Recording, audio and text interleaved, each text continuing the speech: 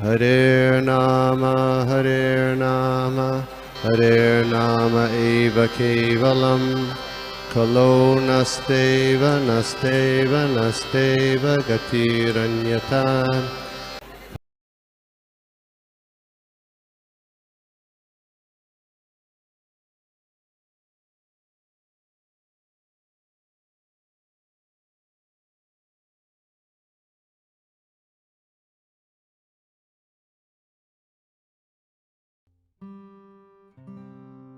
Om Namo Bhagavate Vasudevaya. Om Namo Bhagavate Vasudevaya. Om Namo Bhagavate Vasudevaya. Narayanam Namaste Saraswati Nashtaprayeshu Bhakteshu Nityam Bhagavatam Bhagavati Nashtote Bhagavati Nashtote.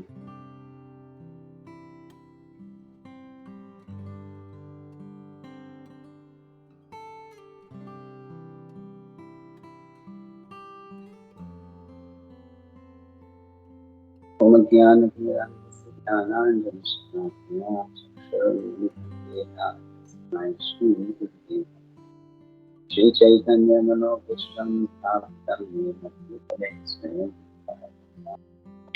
Bhagavati Sarvabhauma Vandeham Shri Guru Shri Radha Shri Guru Vaishnava Shri Rupam Sarvasakam Narayanam Tam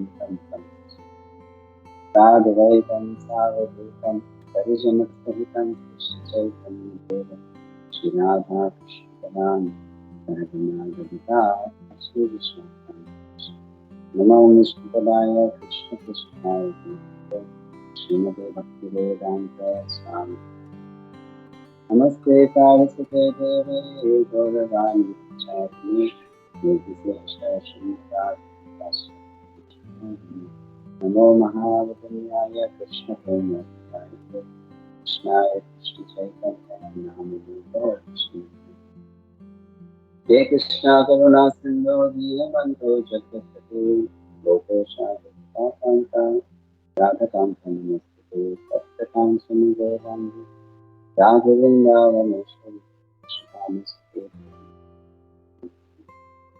Panchakalpatarvyaśya Kripasinghruti Patitanam Pavanebhyo Vaishnavebhyo Namo Jai Shri Krishna Chaitanya Prabhu Nityananda Shri Advaita Gadadhara Srimati Gauranga Hare Krishna Krishna Krishna Hare Rama Rama Rama ग्रंथ श्रीमद् भागवतम तीसरा स्कंद अध्याय 1 श्लोक संख्या 19 और 20 तो screen share करेंगे।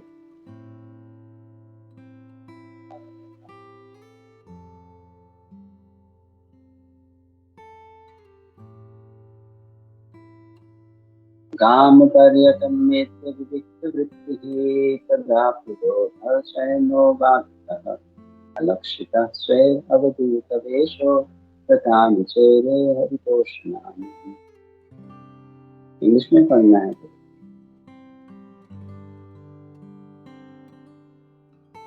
Translation और पढ़ो इंग्लिश में पढ़ना है। While so traversing the earth, it simply performs duties to please the Supreme Lord Hari. His occupation is pure and independent.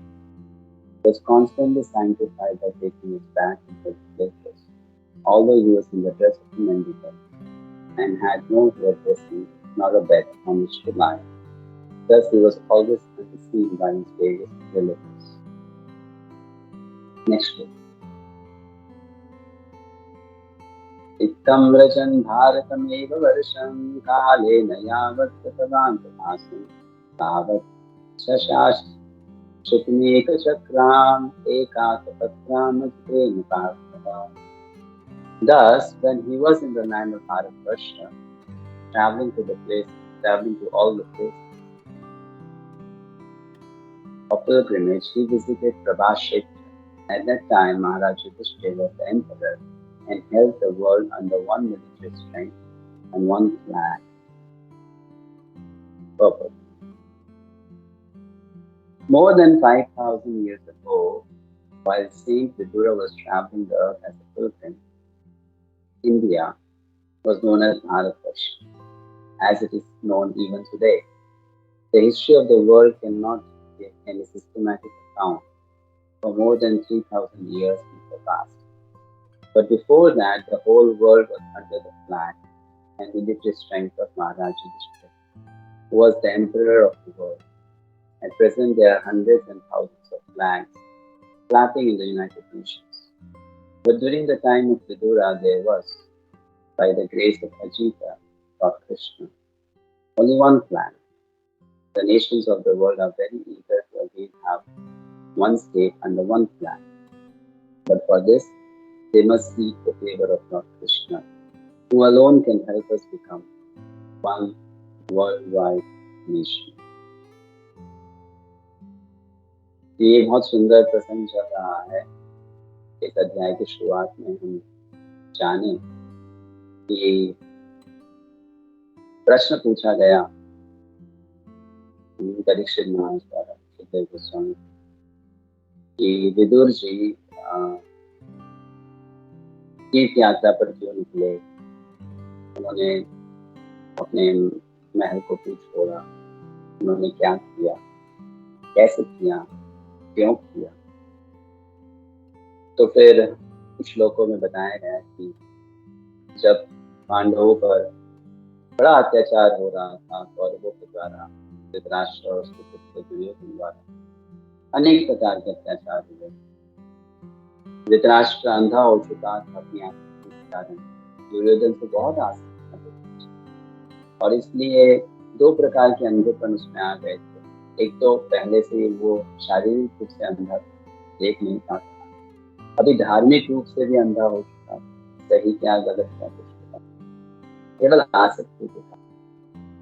ये भौतिक आसक्ति इतनी बड़ी समस्या है, विशेषकर लोगों से जब आसक्ति, तब हम उनके गलत कर्मों को भी स्वीकार कर लेते और उनकी गलतियों को छुपाने की कोशिश करते। इस प्रकार व्यक्ति धीरे धीरे एक प्रकार से देखा जाए तो अपना ही जीवन बर्बाद कर लेता है। धृतराष्ट्र ने दुर्योधन से आसक्त होकर न केवल दुर्योधन का जीवन बर्बाद किया, अभी तो अपना जीवन भी बर्बाद किया। उसका क्या शत्रुता था पांडवों से, लेकिन दुर्योधन के कारण वो भी पांडवों का शत्रु बन गया और इतने महान वैष्णवों से शत्रुता करने के कारण उसका जीवन भी अमंगलमय हो गया, पूरा अमंगल से भर। तो धृतराष्ट्र इतना आसक्त था, दुर्योधन की हर बात मानता था, दुर्योधन की बातों में आकर पांडवों को लाक्षागृह में जलाने की कोशिश की, दुर्योधन की बात में आकर जुआ का खेल रखा, उसमें युधिष्ठिर महाराज हार गए, बड़े ईमानदार थे, सत्यनिष्ठ थे, तो उन्होंने स्वीकार भी कर लिया, चलो हम मन में रह जाएंगे 12 वर्ष और अज्ञातवास किए कुछ रह जाए। उसके बाद में वो सब लौटे कि हमें अपना राज्य वापस दे दीजिए, तो फिर से दुर्योधन की बातों में आकर धृतराष्ट्र ने मना कर दिया। उस समय अर्जुन ने भगवान कृष्ण से आग्रह किया कि आप शांति दूत बनकर चले जाइए और उनको समझाइए कि भाई समझौता कर लो, हमारी तो कोई गलती नहीं, हमने तो आपने जो कहा सब मान लिया।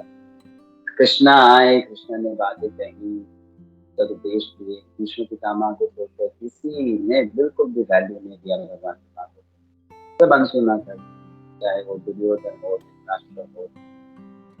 तत्पश्चात ऐसा होता है कि धृतराष्ट्र की एक अच्छी आदत थी, लेकिन हाँ उस आदत का वो सही लाभ उठा नहीं पाया।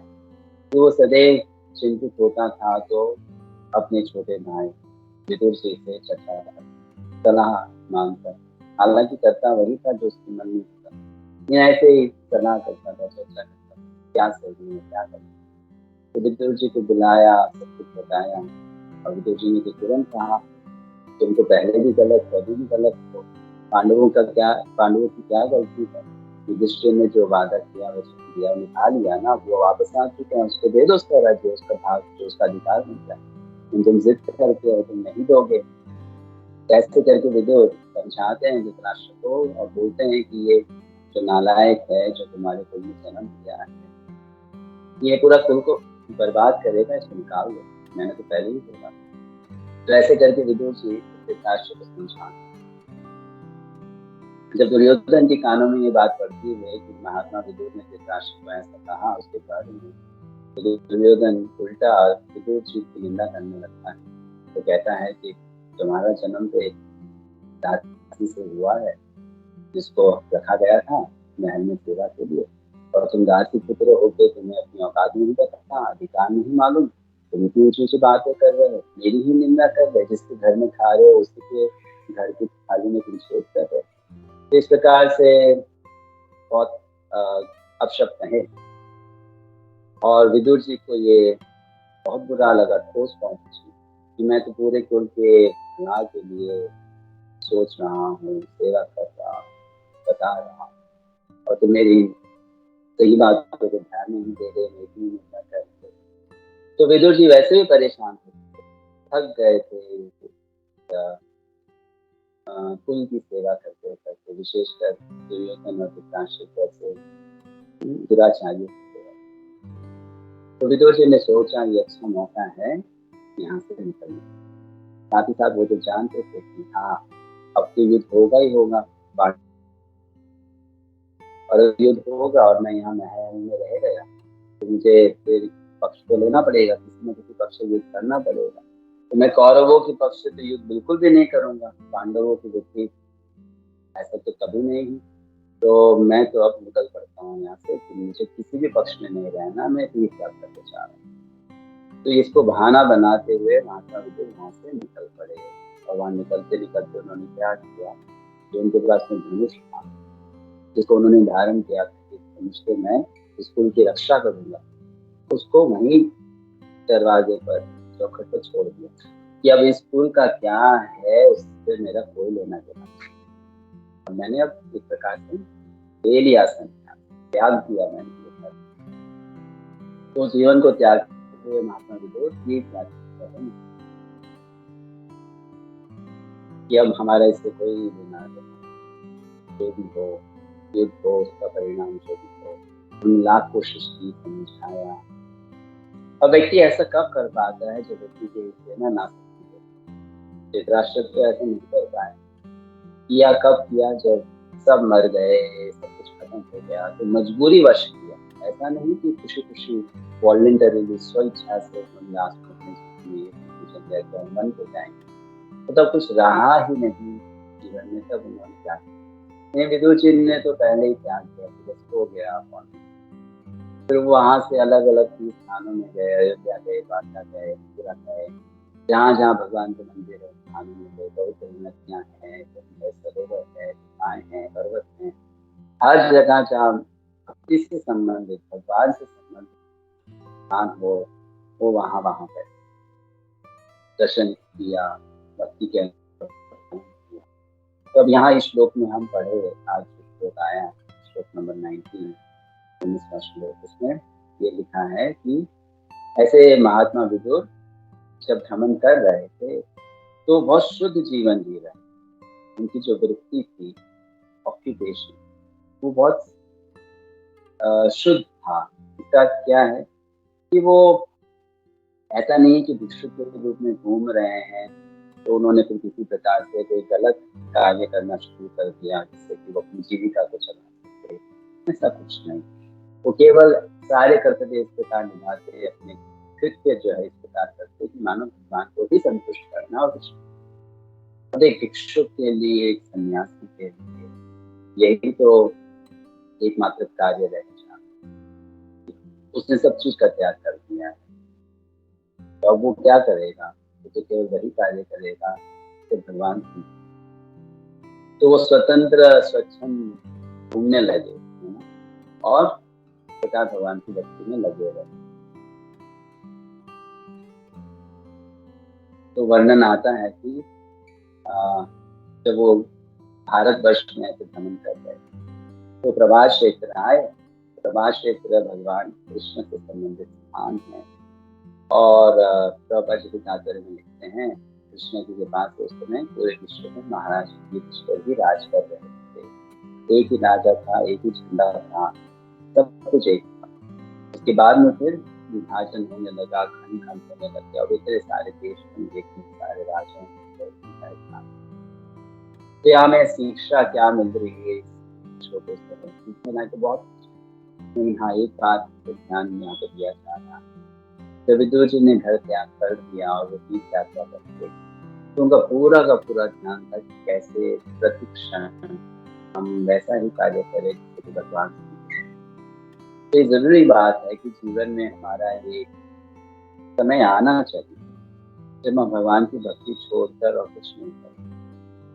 हमें उसके लिए प्लान करना चाहिए, योजना कोर्स हमें ये जीवन मिला है तो इस जीवन में हम जो हमारी इच्छाएं हैं उसको पूरी करेंगे। भौतिक इच्छाएं पूरी नहीं करेंगे, जो बेसिक इच्छाएं हैं, तो भी व्यक्ति का मन शांत नहीं रहता। इसलिए जो इच्छाएं हैं उसको पूरी करके तो व्यक्ति को सोचना चाहिए। अब समझ भौतिक इच्छाएं पूरी हो गई और इसको बढ़ाने की कोशिश करेंगे तो कोई सीमा नहीं है। तो अभी हमें अब आध्यात्मिक उन्नति के बारे में सोचना, आध्यात्मिक जीवन पर ध्यान देना है। और जैसे कि एक समय था, एक काल था जब हम 24 घंटे केवल भौतिक शक्ति का संग कर रहे थे। अभी एक ऐसा समय आना चाहिए जब हम 24 घंटे केवल भगवान की आध्यात्मिक शक्ति का, अलादनी शक्ति का या अंतरंग शक्ति का संग करेंगे। जो भी करेंगे भगवान तो वैसा ही चेतना वाला व्यक्ति सदैव कृष्ण से जुड़ा रह सकता।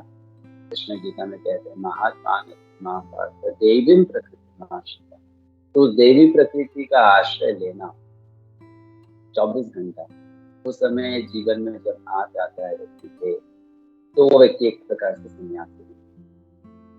चाहे बाहर से वो अपने कपड़े न बदले, वेशभूषा में बदले, लेकिन वो हृदय से तो सन्यासी हो जाए क्योंकि वो अब सब कुछ कृष्ण के पसंद, उसने वास्तविक सन्यास ले लिया, सही प्रकार का सन्यास। ये जीवन काल हम सबके जीवन में आना चाहिए, चाहे वो लेट से क्यों ना आए, लेकिन आए अवश्य। उसकी इच्छा होनी चाहिए कि हाँ एक ऐसा समय आएगा जब हम केवल और केवल भगवान की भक्ति करेंगे और कुछ और कहीं हमारा ध्यान न जाए, केवल कृष्ण के चरणों में हमारा ध्यान लगा। इसलिए आप विदुर जी सिखा रहे हैं, तीर्थ यात्रा पर जाओ तो एक पर्यटक की तरह नहीं जाओ, वहां पर जाओ कि हाँ अभी मौका मिला है, जितना ज्यादा हो सके भगवान के बारे में सुनना, पढ़ना, बोलना, कीर्तन करने में भाग लेना, जप करना, वैष्णव की सेवा करना, धाम की सेवा करना, ये सब कार्य करना। तो उससे क्या होगा, उससे ये जो चित्त है इसमें धीरे धीरे कृष्णा बसने लगेंगे और धीरे धीरे हृदय का फिर शुद्धिकरण होता जाएगा और हम जीवन के अंत में जन्म मृत्यु के बंधन से मुक्त होकर कृष्ण के वैकुंठ जगत में चले जाएंगे, वो लोग धाम में प्रवेश करते। तो यहाँ पर ये सिखाया जा रहा है। अक्सर हम देखते हैं कि तीर्थ यात्रा पे जाना या यात्रा पे जाना तो एक प्रकार से एक ऐसा हो जाता है कि हाँ अभी छुट्टियां हैं, वेकेशन है, चलो चलते हैं घूमने जाएंगे।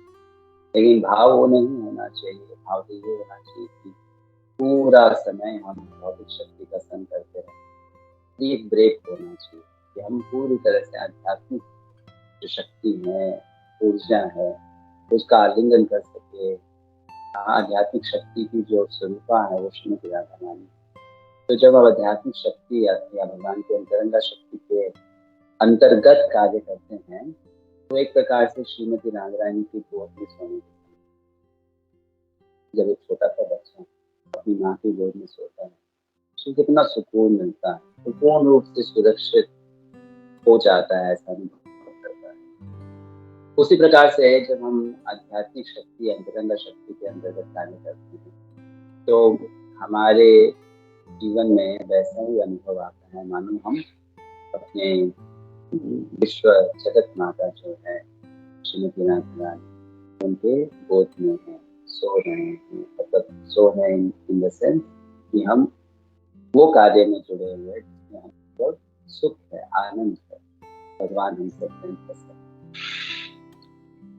संसार के कार्यों में व्यक्ति फंसकर कितना परेशान होता है, प्रतिष्ठित हो जाता है, लेकिन भगवान की भक्ति करने से उसको बहुत सुकून मिलता है, शांति मिलती है, और सबसे इम्पोर्टेंट बात है आनंद का अनुभव होता है। तो उस चीज का अनुभव करने के लिए हमें इस प्रकार के स्वभाव को विकसित करना होगा, धीरे धीरे धीरे।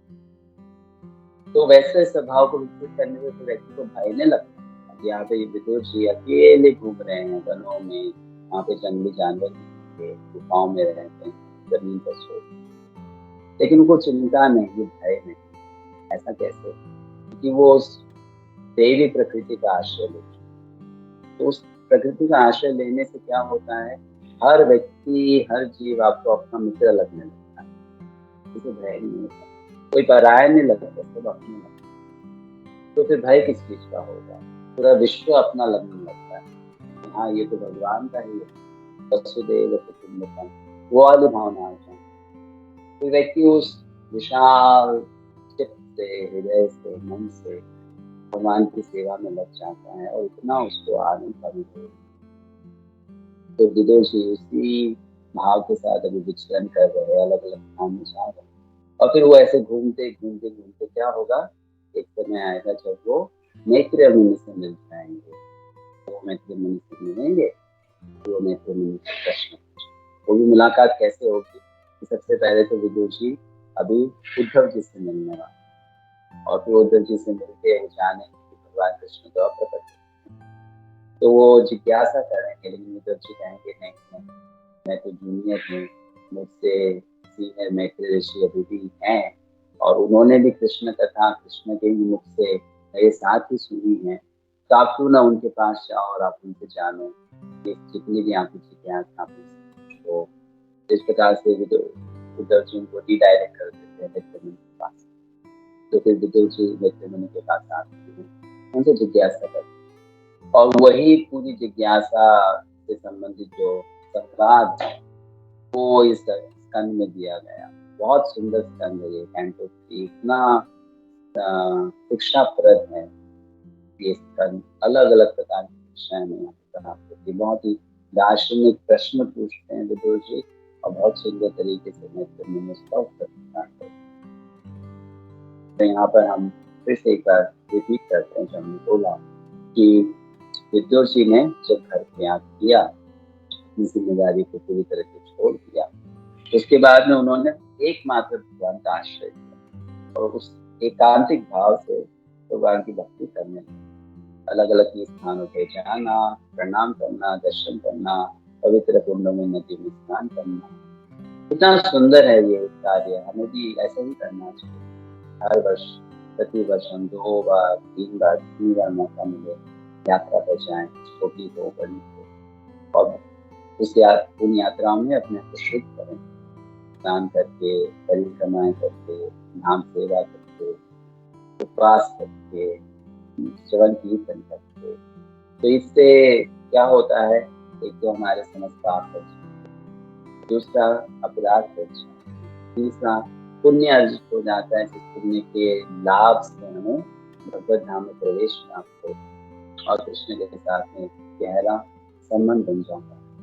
ये सीखना चाहिए हमें विदुर जी से, और ये भी सीखना चाहिए कि जीवन में एक समय आना चाहिए जब हम हृदय से, अगर बाहर से संयोग न हो तो पूर्ण रूप से देवी प्रकृति का आश्रय ले, और हम भी एक महात्मा बनने की इच्छा रखें। यहाँ हमें प्रभुपाद जी ने, श्री चैतन्य महाप्रभु ने सुंदर अवसर प्रदान किया कि आप भी इस जीवन में या फिर कुछ जन्मों में महात्मा बन सकते हो। तो उसकी इच्छा रखो, कोशिश करो, है ना, वो लौल्य रखो कि हाँ, लालच होना चाहिए कि हम भी एक दिन इस लक्ष्य को प्राप्त करेंगे। इतना सुंदर लक्ष्य है, इतना सुंदर जीवन होगा वैसा जीवन।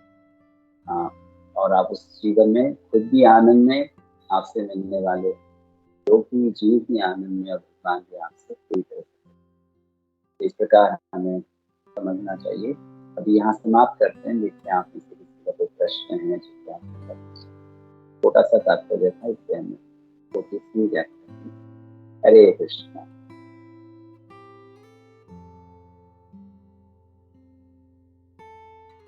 हरे कृष्ण प्रभु जी, दंडवत प्रणाम। हाँ, बहुत बहुत धन्यवाद प्रभु जी। क्विकली सभी भक्तों से प्रार्थना है, किसी को कोई प्रश्न है तो हम लोग ले सकते हैं। हरे कृष्णा।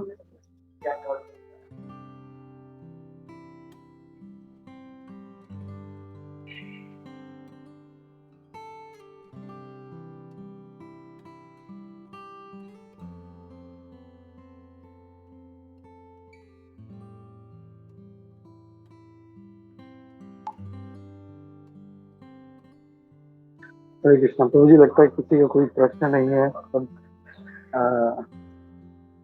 किसी ने हैंड रेज नहीं किया, तो I think they have understood. तो फिर से एक बार आपका बहुत बहुत धन्यवाद प्रभु जी। हेमांगिनी माता जी, या माता जी, हेमांगिनी, एक हेमांगिनी माता जी। हरे कृष्णा प्रभु जी, दंडवत प्रणाम। प्रभु जी, वेरी नेक्टेरियन क्लास। प्रभु जी, आई हैव वन जिज्ञासा ऐसी है प्रभु जी की, इस स्पिरिचुअल लाइफ में आपने जैसे भी इंस्ट्रक्शंस दिए कि हमें लौल्यम होना जरूरी है, and definitely in Krishna consciousness हम वही चाहते हैं सभी लोग, लेकिन ये जो लौल्यम की जो मात्रा है वो कम ज्यादा प्रमाण में हर किसी में पाई जाती है। प्रभु जी, ये किस पे हम कैसे उसको समझ सकते हैं? थैंक यू माता जी। ये जो लौल्य है ये अलग मात्रा में क्यों होता है? इसका कारण है कि पहली बात हमने कृष्ण में की, तो उतनी मात्रा में लौल्य कृष्ण में। दूसरा, हम किस प्रकार के भक्तों का संग करते हैं। जिन भक्तों का संग हम करते हैं अगर उनमें वो लौल्यम है तो हमें भी होगा, है ना। और तीसरा, हमारी जो भक्ति है उसमें हम अपराध से बचते हैं, तो उससे भी ये हृदय में भावना विकसित होगी, लौल्य। इन चीजों का ध्यान रखना। थैंक यू प्रभु जी। हरे कृष्ण। और कोई प्रश्न नहीं, समाप्त करते हैं यहाँ पर। और कोई प्रश्न? और एक किसी हाथ उठाया प्रभु जी, जस्ट मिनट।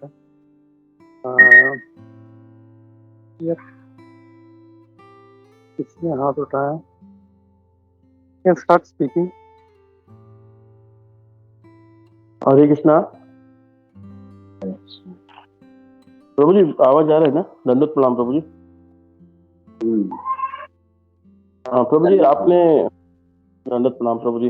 प्रभु जी, आपने बताया था कि हम पहले 24 घंटे भौतिक प्रकृति की सेवा में लगे रहते थे, और अभी हम थोड़ा थोड़ा आध्यात्मिक प्रकृति में हैं, और एक ऐसा समय आना चाहिए तो हमको 24 घंटे ही भगवान की आध्यात्मिक शक्ति में लगना चाहिए हमें। ये आपने अभी बताया था प्रभु जी। इसमें मेरा प्रश्न ये है कि जैसे हम जो अपना समय डिवाइड कर रखा है हमने, इतना घंटे हम अपने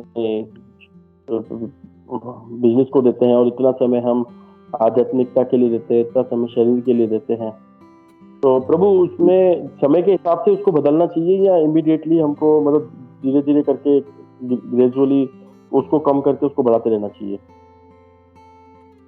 देखिए, वो आपकी परिस्थिति के अनुसार है, सबके लिए एक ही बात आती नहीं है। आपकी परिस्थिति के अनुसार है, उसके हिसाब से डिसाइड करना।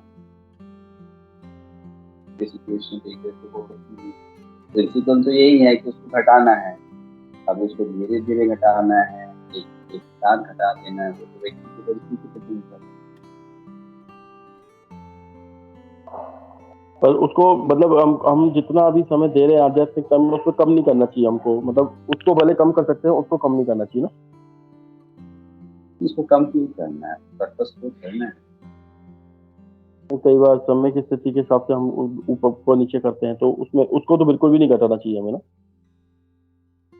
बिल्कुल नहीं। थैंक यू प्रभु, thank you. Hare Krishna Prabhu.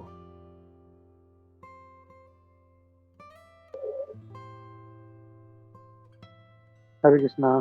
Thank you very much Madhusudan प्रभु जी, अपना समय देने के लिए, अपना आने के लिए। तो ऐसे ही आते रहिए, वही रिक्वेस्ट है प्रभु जी, प्लीज कीप कमिंग। धन्यवाद प्रणाम प्रभु जी।